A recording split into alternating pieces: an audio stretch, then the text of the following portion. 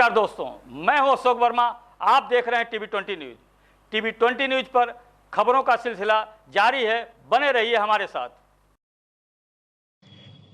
उत्तर प्रदेश संस्कृत संस्थान द्वारा संचालित त्रैमासिक पौरोहित्य प्रशिक्षण एवं ज्योतिष वास्तु शिविर का शुभारंभ जनपद के निकट पांडे बाजार स्थित सनातन धर्म संस्कृत कॉलेज पांडे बाजार आजमगढ़ में किया गया, जिसके मुख्य अतिथि के रूप में आए हिंदी के महान साहित्यकार एवं पूर्व प्राचार्य डॉक्टर वेद प्रकाश उपाध्याय ने बताया कि कर्मकांड एवं ज्योतिष का सूर्यास्त होने से बचाने का कार्य यदि किसी ने किया है तो वह संस्कृत सेवा संस्थान लखनऊ है।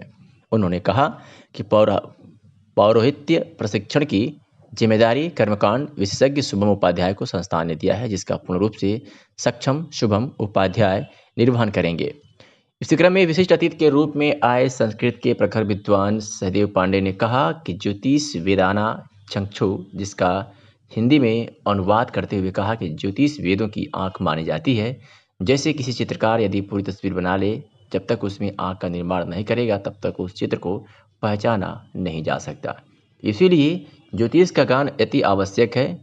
संस्थान द्वारा चयनित परमानंद उपाध्याय उस ग्राम से, उस परिवार से हैं जिस परिवार का मजदूर भी कभी संस्कृत बोला करता था, जिसमें केंद्राध्यक्ष आनंद कुमार उपाध्याय, विशाल उपाध्याय, ज्योतिष प्रशिक्षक परमानंद उपाध्याय, पुरोहित्य प्रशिक्षक शुभम उपाध्याय, सहायक अध्यापक विंध्यवासिनी, सहायक पाठक अमोल प्रसाद मरासिनी, आनंद शुक्ला, माधव पांडे, अवनीश पांडे, उमाशंकर कृपामणि एवं विवेक आदि मौजूद रहे। अपना परिचय देते हैं और आज कार्यक्रम क्या है? जी, पंडित शुभम उपाध्याय, पौरोहित्य प्रशिक्षक आजमगढ़। और आप जैसे कि हमारे मध्य हमारे श्री परमानंद उपाध्याय जी, जो आप संस्कृत सेवा संस्थान द्वारा ज्योतिष के प्रशिक्षक पद से आप आजमगढ़ से चुने गए हैं। और कार्यक्रम की बात करें तो आज आजमगढ़ मंडल के आजमगढ़ जनपद में संस्कृत सेवा संस्थान द्वारा चलाए जा रहे त्रैमासिक पौरोहित्य एवं ज्योतिष वास्तु का शिविर आयोजन का आज शुभारंभ था, जिसमें मुख्य अतिथि के रूप में हम सभी के मध्य आजमगढ़ जनपद के गौरव, बल्कि प्रदेश में नहीं बल्कि पूरे भारत में जो साहित्यकार के नाम से सुशोभित ऐसे परम आदरणीय डॉक्टर श्री वेद प्रकाश उपाध्याय जी हम सभी के बीच मुख्य अतिथि के रूप में विराजमान रहे। और जैसा कि हमारे प्रदेश उत्तर प्रदेश संस्कृत सेवा संस्थान द्वारा चलाए जा रहे STS त्रैमासिक पौरोहित्य एवं ज्योतिष की जो विद्या अध्ययन का जो कार्य आज शुभारंभ हुआ है, उसमें हम सभी आत्म से, मन से एवं तन से समर्पित होते हुए जो जिम्मेदारी हम सभी को संस्थान ने जो दी है उसको निभाने के लिए हम सभी पूर्ण रूप से प्रयासरत रहेंगे। जय माता सरस्वती, जय जय भारत देश। इस खबर के प्रायोजक हैं ड्रेसलैंड, राहुल नगर, मड़िया, आजमगढ़, जहां आपको मिल रही है सभी ब्रांडेड कपड़ों पर 50% की भारी छूट। ऑफर सीमित समय तक, जल्द आएं जल्द पाएं। संपर्क करें इन नंबरों पर। आजमगढ़ जिले के अतरौलिया थाना क्षेत्र के बूढ़नपुर निवासी जगदीश गुप्ता पुत्र स्वर्गीय मुनीलाल गुप्ता का बीते 17 फरवरी को PCS में चयन हुआ है। उनका चयन वरिष्ठ कन्या विकास अधिकारी अधीक्षक के पद पर हुआ है। इस खबर को सुनकर समस्त क्षेत्रवासियों में खुशी की लहर दौड़ गई। इनकी प्राथमिक शिक्षा सरस्वती शिशु मंदिर कोलसा में हुई, तो वही इन्होंने इंटरमीडिएट की शिक्षा उद्योग विद्यालय कोलसा में ग्रहण किया। इन्होंने ग्रेजुएशन की पढ़ाई CSA कानपुर से की। ये CSA कानपुर कॉलेज के टॉपर भी रह चुके हैं। इन्होंने इसके आगे की पढ़ाई NDRI हरियाणा से की। तत्पश्चात इन्होंने उत्तर प्रदेश लोक सेवा आयोग द्वारा आयोजित परीक्षा में भाग लिया और पहली ही बार में परिणाम आने पर सफल हो गए। वही इनके भाई संदीप गुप्ता, कुलदीप गुप्ता, अमरदीप गुप्ता ने इनका PCS में चयन होने से खुशी जाहिर किया है। इस मौके पर बधाई देने का तांता लगा रहा। क्या कुछ कहा मीडिया से बातचीत के दौरान जगदीश गुप्ता ने, सुनवाते हैं आपको। यह जो आपको सफलता मिली है, आपको कैसा महसूस हो रहा है और किसको श्रेय देना चाहते हैं आप? हमको बहुत अच्छा लग रहा है और इसका श्रेय हम पहले शुरुआत करेंगे परम पिता परमेश्वर से, फिर उन्हीं के तुल्य जो हमारे माता पिता हैं फिर उनकी हम करेंगे।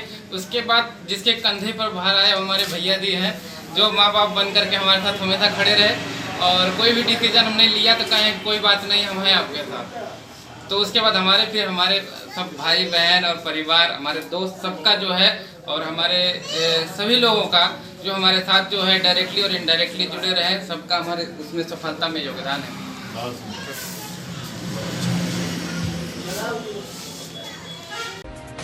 रानी की सराय क्षेत्र के कोठिया में 7 दिवसीय श्री सत्यचंडी महायज्ञ भंडारे के साथ संपन्न हुआ है।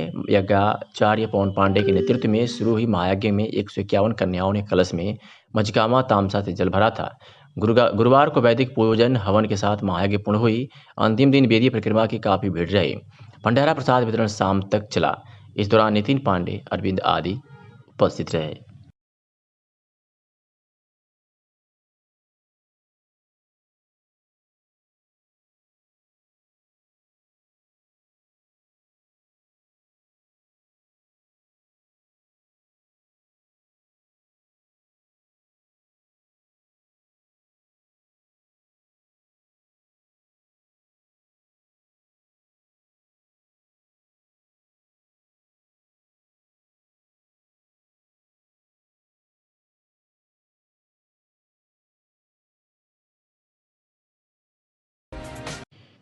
देश में मोदी और प्रदेश में योगी जैसे भाजपा के कुशल राजनीतिज्ञ और शासक को देखते हुए उत्तर प्रदेश में 2022 में होने वाले विधानसभा चुनाव के मद्देनजर मुख्य विपक्षी दल समाजवादी पार्टी ने अभी से ही बलरामपुर जनपद के चौक चौराहे पर छोटी छोटी नुक्कड़ जनसभाओं के द्वारा जनता से रूबरू होना शुरू कर दिया है, जिसमें सपा के पूर्व विधायक, मंत्री सहित प्रदेश स्तर के बड़े बड़े दिग्गज नेता शामिल हो रहे हैं।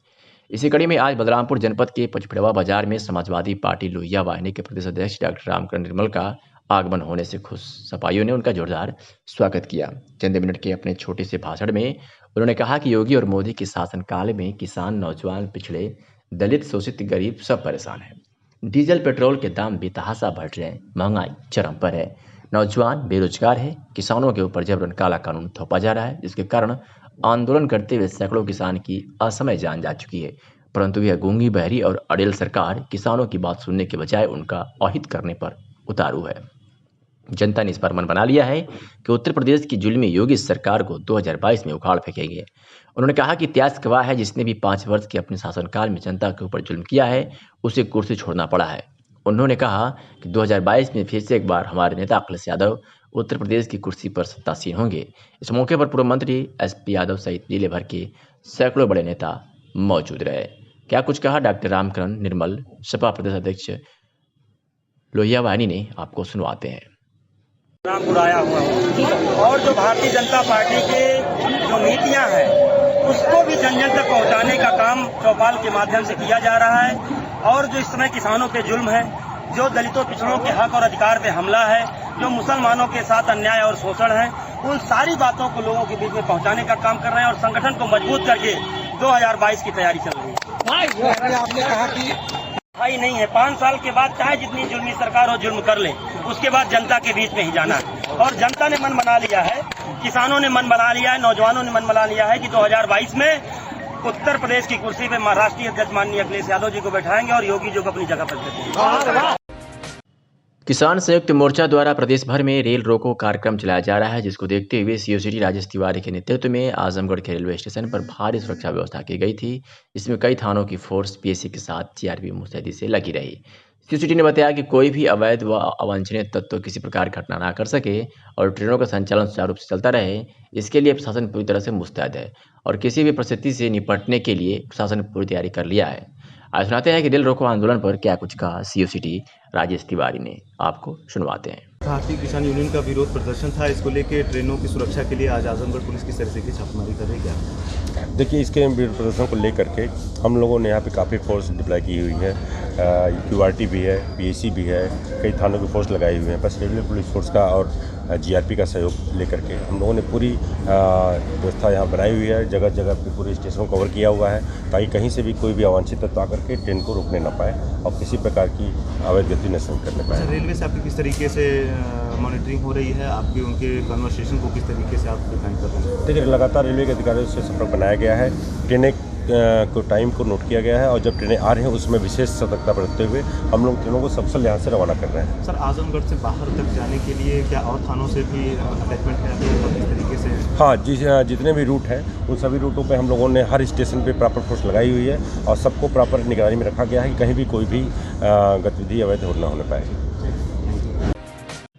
बसंत पंचमी बसंत ऋतु के आगमन के साथ ही मांगलिक कार्य भी होने शुरू हो गए हैं। इसी क्रम में जायसवाल ट्रेडिंग कंपनी मोहल्ला खत्री टोला का भव्य शुभारंभ हुआ। दुकान का उद्घाटन फर्म के प्रोप्राइटर सत्यदीप जायसवाल चंदू के सुपुत्र अश्विनी जायसवाल ने किया। इस दुकान को दैनिक उपयोग के सामान के साथ जनरल स्टोर, प्लास्टिक के सामान और सौंदर्य प्रसाधन का थोक भाव में उचित दर पर विक्रय के लिए खोला गया है। उद्घाटन समारोह में शहर की सम्मानित जनता के साथ जायसवाल परिवार व मित्रगण उपस्थित रहे। अपना परिचय देते हुए ये किस चीज़ की दुकान खुली है उसके बारे में थोड़ा बताएं। मैं सत्यदीप जायसवाल, जायसवाल ट्रेडिंग कंपनी के प्रोप्राइटर। हमारा ये कॉस्मेटिक का शॉप खुला हुआ है। होलसेल कॉस्मेटिक, प्लास्टिक गुड्स और लेडीज अंडर गारमेंट्स का होलसेल और पार्लर संबंधित सभी सामान होलसेल में यहाँ पे मिलेंगे। इसमें कस्टमर को जो है किस प्रकार की सुविधा आप देना चाहते हैं?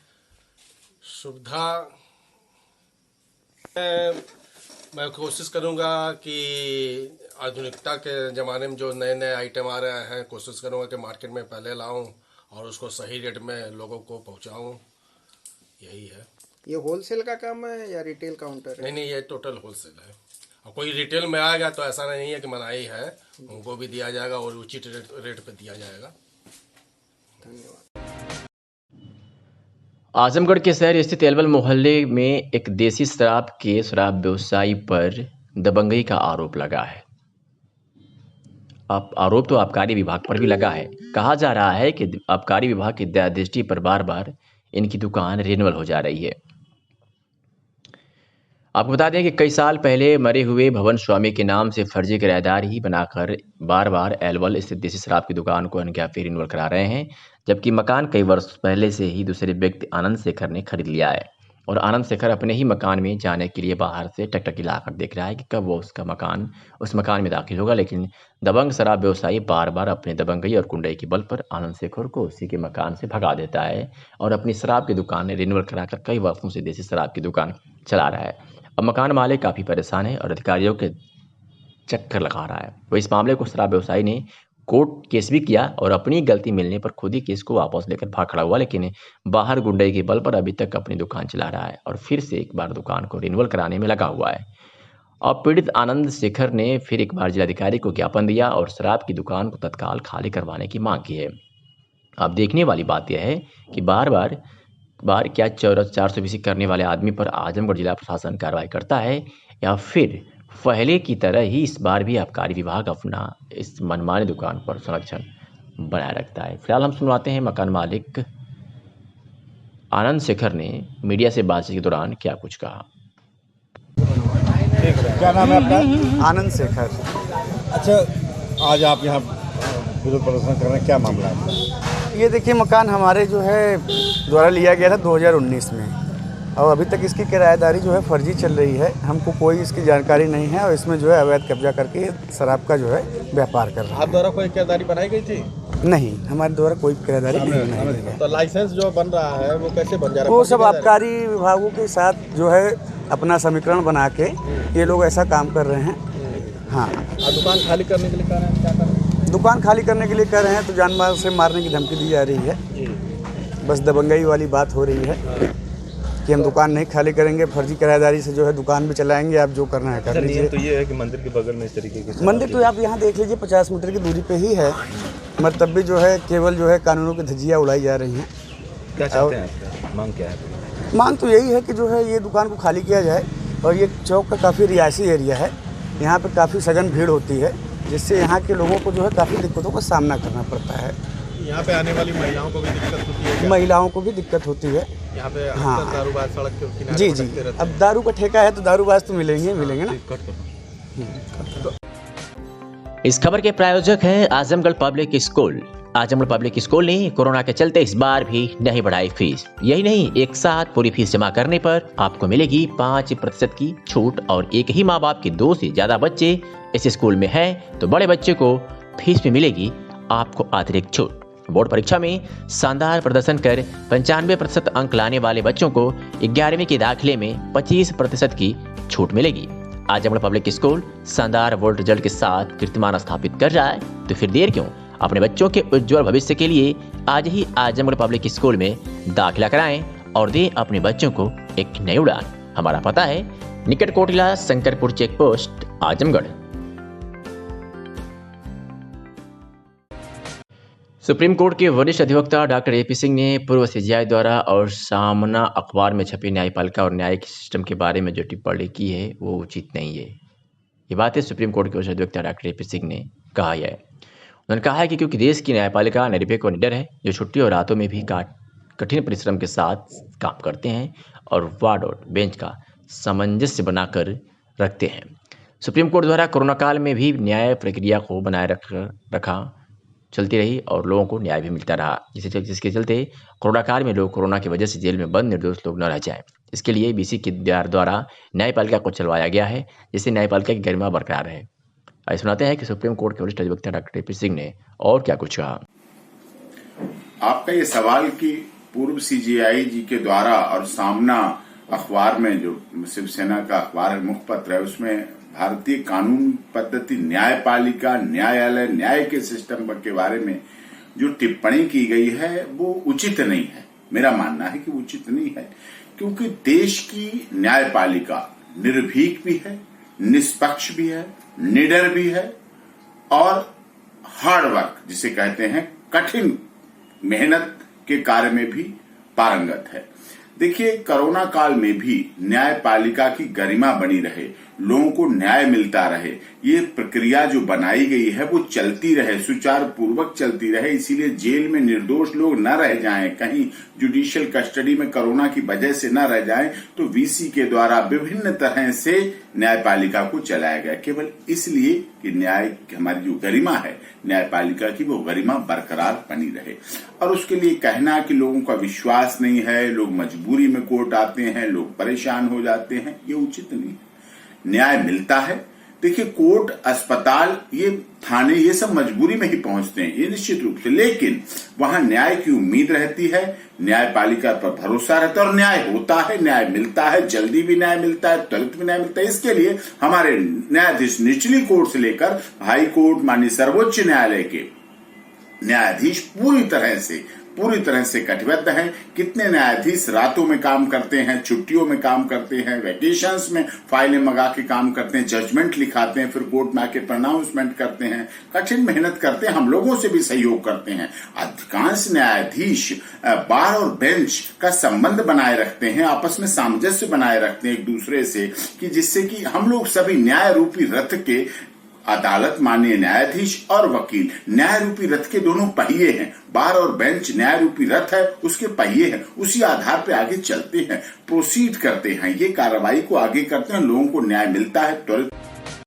आजमगढ़ में आर्यव्रत महासभा की तरफ से कोरोना काल में कोरोना वॉरियर्स का जगह जगह सम्मान किया जा रहा है, जो अपनी जान की परवाह न करते हुए निरंतर कार्य कर रहे हैं, जिसमें डॉक्टर, नर्स, पुलिस, पत्रकार, सफाई कर्मी सहित अन्य लोग शामिल है। इसी क्रम में आजमगढ़ में आर्यव्रत महासभा की प्रदेश अध्यक्ष श्रीमती सुनीता सिंह के नेतृत्व में महासभा कोरोना योद्धाओं को सम्मानित कर उनका हौसला बढ़ा रही है। आपको बता दें कि शहर के पुरानापुर स्थित हनुमान मंदिर पर कोरोना योद्धाओं को सम्मान पत्र व अंक पत्र देकर सम्मानित किया गया। इस मौके पर राष्ट्रीय संरक्षक वीर प्रकाश पांडे ने कहा कि कोरोना काल के समय जरूरतमंदों की मदद करने वालों को सम्मानित किया गया। आर्यव्रत महासभा की प्रदेश अध्यक्ष श्रीमती सुनीता सिंह ने कहा कि आर्यव्रत महासभा में सभी महिलाओं का सम्मान है। हमारी आर्यव्रत महासभा के सभी लोग महिलाओं को आगे करेंगे और उनके सभी दुख सुख को सुनने का काम करेंगे। सुनीता सिंह ने महिलाओं की मदद के लिए आगे आएंगी और हमेशा रहती भी हैं। श्रीमती सिंह ने वर्षों से समाज सेवा में अहम भूमिका अदा करते हुए सभी लोगों में जगह बनाई है, चाहे वह गाजीपुर जनपद हो या मऊ या आजमगढ़ हो, हर जगह सुनीता सिंह की एक अलग पहचान है। श्रीमती सुनीता सिंह राजनीतिक के क्षेत्र में भी अपनी बहुत बड़ी पहचान बनाई है और इस समय आर्यव्रत महासभा में प्रदेश अध्यक्ष का महिला प्रकोष्ठ का पद इनको मिला है। सुनीता सिंह ने आर्यव्रत महासभा के राष्ट्रीय अध्यक्ष पवन प्रकाश पाठक को बहुत बहुत धन्यवाद दिया और कहा कि श्री पाठक ने मुझे प्रदेश अध्यक्ष का पद देकर जो सम्मान दिया है, मैं उनके सम्मान में कोई कमी नहीं आने दूंगी, हमेशा आर्यव्रत का सम्मान ऊंचा रखने का प्रयास करूंगी। इस कार्यक्रम में निंदा सिंह प्रदेश उपाध्यक्ष, सोनू सिंह प्रदेश सचिव, हरिप्रसाद दुबे राष्ट्रीय संचालक, मंजू सिंह जिलाध्यक्ष प्रतापगढ़ सहित भारी संख्या में महिलाएं व सामाजिक कार्यकर्ता उपस्थित रहे। श्रीमती सुनीता सिंह ने आगंतुक सभी सम्मानित जनों का आभार व्यक्त किया।